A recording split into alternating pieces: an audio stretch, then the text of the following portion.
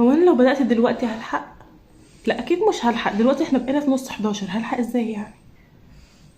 واصلا لو بدأت ازاي ربنا هيساويني باللي بدأ من شهر 8؟ طب اعمل ايه؟ اقسم السنة ولا اجل السنة وخلاص؟ لا وهجيبها لاهلي ازاي؟ هقول لهم ازاي ان انا عايزه اجل السنة واقسمها؟ طب اعمل ايه دلوقتي؟ انا هقول لكم تعملوا ايه. ويلكم يا شباب، معاكم دكتور مريم كساب، اولى ساينس باي تكنولوجي.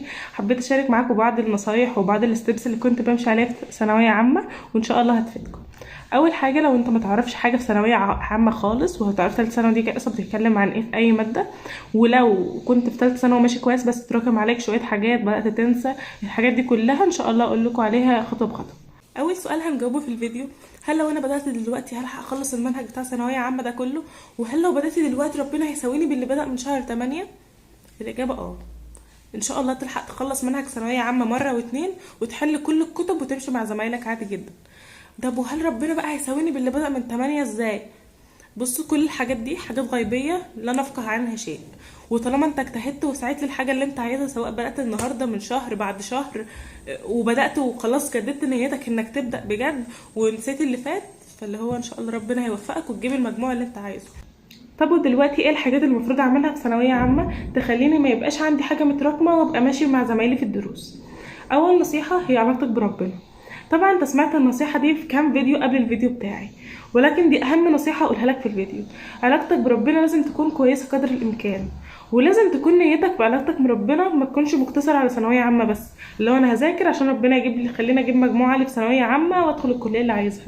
لا، خلي نيتك انك حتى بعد ثانويه عامه هتكمل في علاقتك بربنا تبقى كويسه، هتحاول تصلي الصلاه في ميعادها، تقرا اذكار الصباح والمساء، تقرا قران. لازم الحاجات دي تبقى اساسيه في يومك. حتى لو يعني لسه بادئ ما تقراش مثلا قران كتير، لو هتقرا صفحه واحده قران صدقني هتفرق معاك.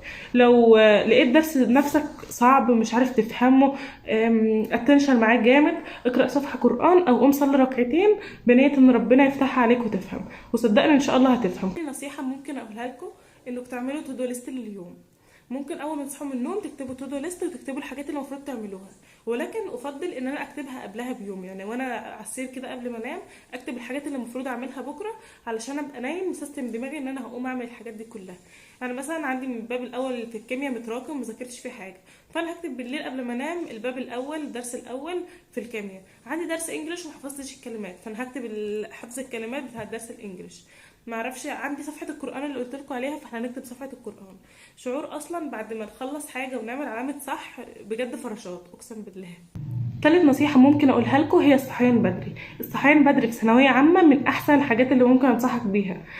تصحى كده الفجر، تصلي الفجر، تشرب كوباية قهوة، اذكار الصباح مع شوية قرآن مع شابتر الكيمياء المتراكم، اقسم بالله ممكن تخلصوا الصبح كده، تحس ان اليوم يومين كده في بركه. حتى الرسول عليه الصلاه والسلام قال في البكور بركه، وبتلاقي اهلك نايمين واخوك الصغير مش قاعد بيزعق وبيعيط. رابع نصيحه معايا النهارده درجات الدروس. درجات الدروس مش مقياس ابدا انك ذاكرت كتير او قليل او انك شاطر او خايب او الكلام ده كله. درجات الدروس ما هي الا انك بتعلمك الحاجات اللي متغلطش فيها ان شاء الله اخر السنه. مثلا عندك كويز 50 سؤال وغلطت في 10 او 5، انت المفروض ما تزعلش، انت اكتسبت 5 او 10 معلومات جداد، لو جالك في امتحان اخر السنه انت مش هتغلط فيهم ان شاء الله. غير بقى لو اتفاجئت بهم اخر السنه ولقيت نفسك ناقص 5 او 10 درجات فالدنيا باظت.